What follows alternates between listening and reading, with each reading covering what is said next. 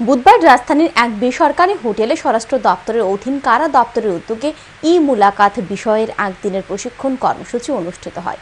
মূলত কারা দপ্তরে কর্মরত কর্মীদের নিয়ে এই দিনের প্রশিক্ষণ কর্মসূচির আয়োজন করা হয়েছে। প্রদীপ প্রজ্বলন করে এই প্রশিক্ষণ কর্মসূচির সূচনা করেন কারা দপ্তরের মন্ত্রী শান্তনা চাকমা। পরে তিনি অনুষ্ঠানে আলোচনা করতে গিয়ে বলেন, ই-পঞ্চায়েত শুরু হয়ে গেছে, তাই কারা দপ্তরের সকলের জন্য কাজ করতে সুবিধা হয়।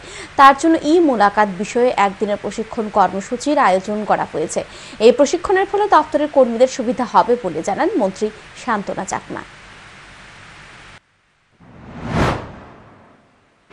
আমাদের ডিপার্টমেন্টের দরকার কি যে আমরা আরো এগিয়ে যাব, আরো যাতে আমরা ডিপার্টমেন্টকে কাজে লাগিয়ে আরো যাতে পাবলিকের বিভিন্ন প্রিজনার থেকে শুরু করে আমাদের স্টাফদের থেকে শুরু করে প্রত্যেকের যাতে সুবিধা হয় সেটা মাথায় রেখে আজকের এই প্রোগ্রাম।